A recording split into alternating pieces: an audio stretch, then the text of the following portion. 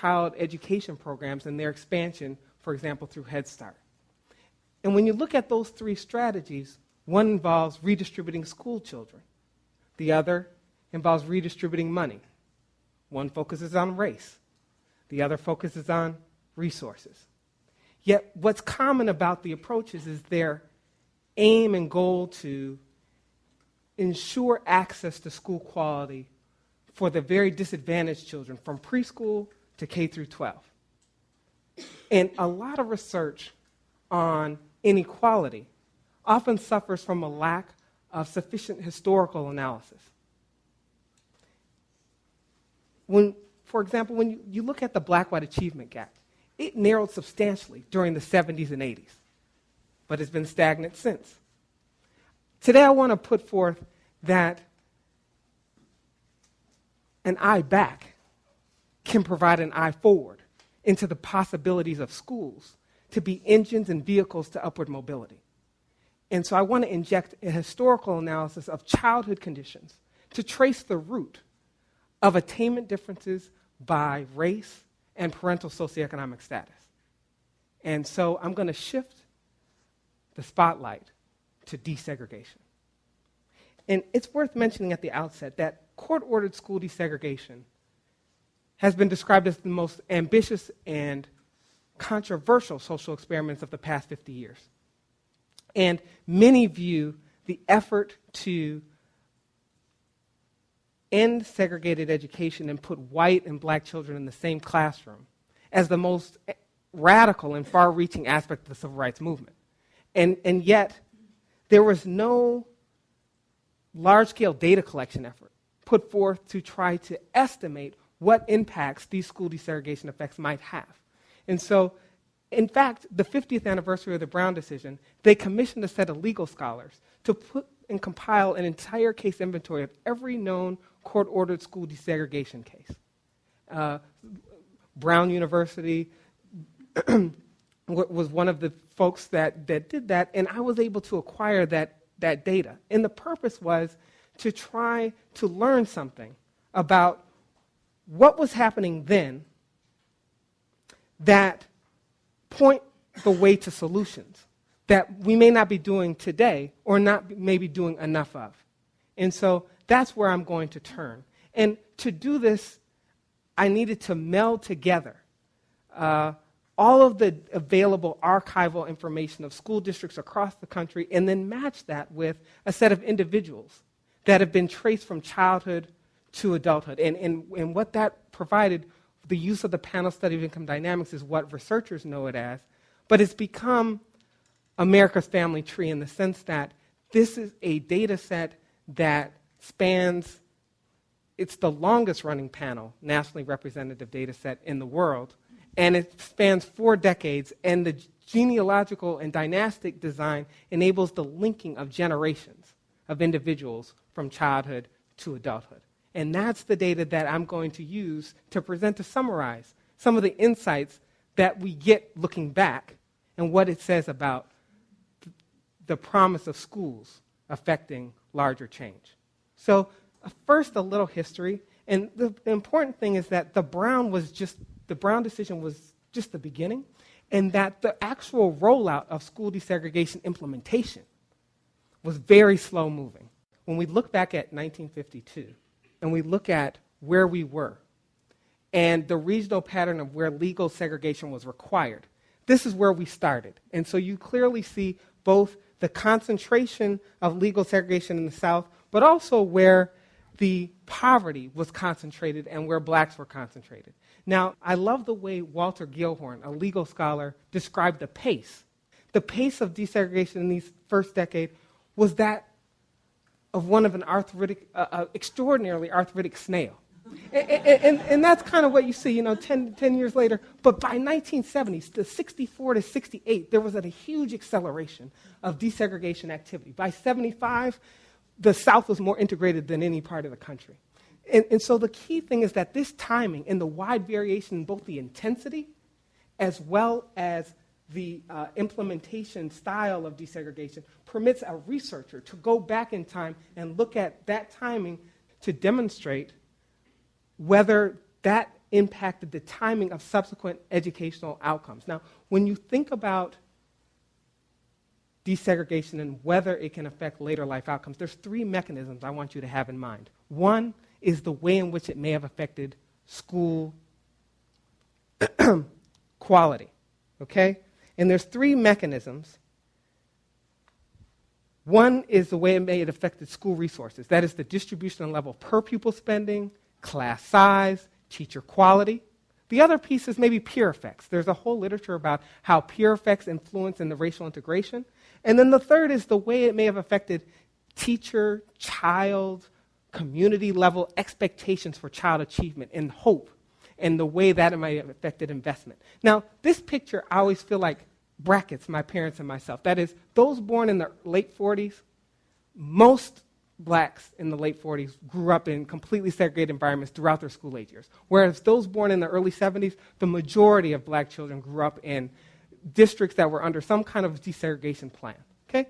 And so that's that timing. The first question is, how did it affect school quality? Or did it?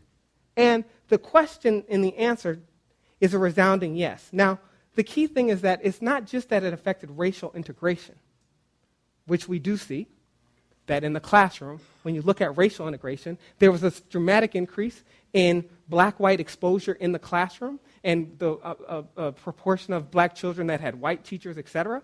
You see that precisely at the timing with the plan implementation. But there's two key non-racial aspects of integration that get overlooked, and that is the way it affected school quality. That is, prior to desegregation, the majority of school resources, particularly in the South, were directed toward majority all-white schools. And so what that meant was with integration, there had to be a merging of the resources. And what the states did was actually infuse dollars, particularly to those districts, at the precise moments that they were desegregating, to make sure that the level of resources for blacks would be leveled up to the level that whites were previously getting. And you see this $1,000 increase in per pupil spending in those districts, okay? And you only see it in districts that had a significant black population. And it's not accounted for by anything else that was concurrent with this period, okay?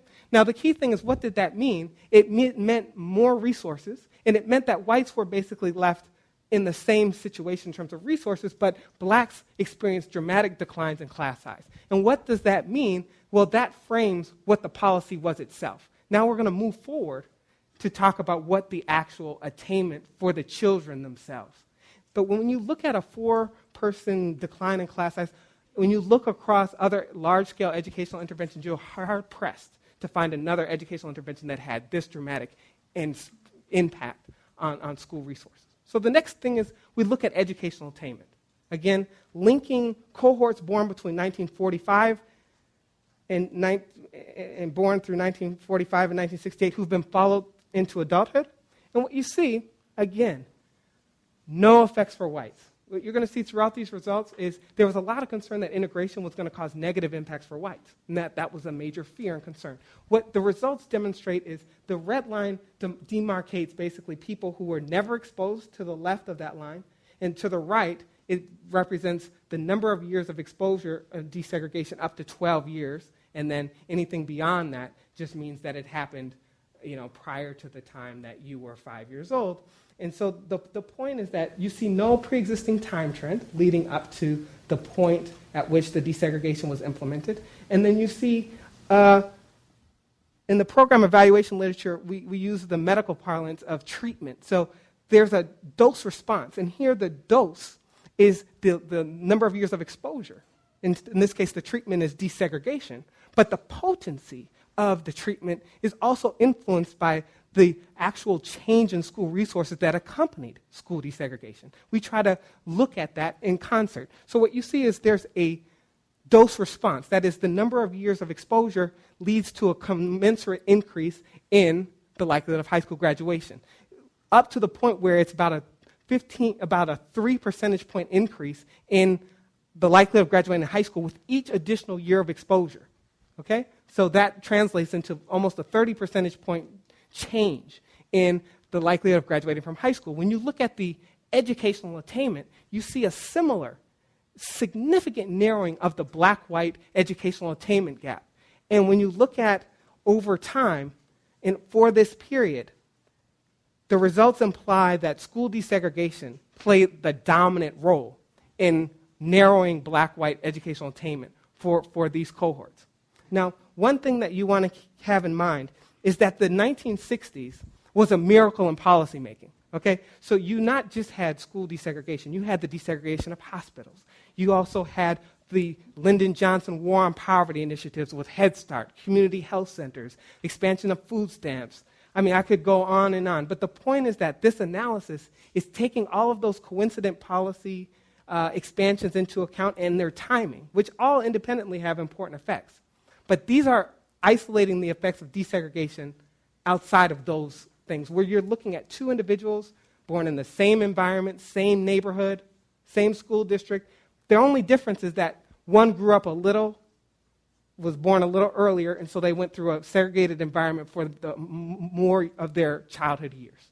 And then we trace out the subsequent impacts, okay? Now, criminal involvement is, usually we focus on education outcomes, but what I want to make a point is that our best preventative antidote to criminal involvement is quality education, okay? And what you see here is when you look at outcomes like the likelihood of incarceration, again, no pre-existing time trend, but even in an era of the war on drugs happening later for these cohorts, you still see for this cohort a dramatic decline in the likelihood of incarceration with each additional year of exposure to desegregation. Similarly, when you look at career outcomes, by career outcomes I mean, think about it. Today, we normally reduce our evaluation of school systems by test scores. But if we had long-term outcomes, what would we like to use? We'd like to use labor market returns. We'd like to use your adult earnings, your success in the labor market, those kinds of outcomes. Well, we can do that with these data, right? So you look at occupational attainment. And again, no effects for whites, that is its level. It's not that their attainments aren't increasing secularly over time, but not associated with desegregation exposure, but for blacks, a significant narrowing of those occupational attainment gaps. And then when you look at adult earnings, again, dramatic increases that translate into an additional 5% in increase in annual earnings with each year of exposure to school desegregation. Okay? No effects for whites. And that translates into substantial reductions in the annual incidence of adult poverty and other outcomes that are of interest. And even though I'm not going to present it today, we also see that this translates into significantly improved health, where individuals are 7 years younger than their counterparts are because of the school desegregation intervention. Now, the last set of pieces that I'll put to this puzzle is the legacy generation to generation. And here, all of these individuals are now in their 40s and 50s, and most of them have their own children. So we can link this now to what the educational and performance has been of the children of those cohorts born between 1948 and 68 who are born sometime after 1980. Okay? And what you see is no effects for whites, but a significant increase in the performance for blacks. So in sum, I want to say that why these outcomes, resources or peer effects, what the research says is that it's the school resources that played the dominant role in explaining these patterns. That is, very minimal effects when the racial school segregation was accompanied by minimal changes in school quality. And so in sum, the story is not that a superior set of peers influenced the outcomes for bettering the outcomes of another set of peers, but rather that the keys of access open the door to resources, and that those keys should be securely placed in the hands of every child. And denying children access to those keys damages both their educational and later life outcomes. But when the doors of access are flung open and the rivers of opportunity flow to the resources that were once denied to those individuals, we see a great upswing in outcomes. And with that, I'll close. Thank you.